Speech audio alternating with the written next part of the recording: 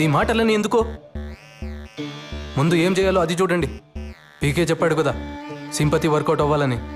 అన్నా ఇది చాలా కష్టమైన పనన్నా. నీకోసం ఎంత కష్టమైనా భరిస్తాను, కానీ అడ్డుంది పెద్ద నీడ. ఇంతకంటే పెద్ద నీడల్నే.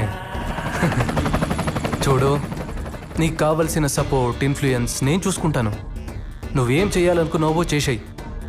సరే అన్నా, అయితే మనకున్న అడ్డుని శాశ్వతంగా తొలగించేస్తానన్నా.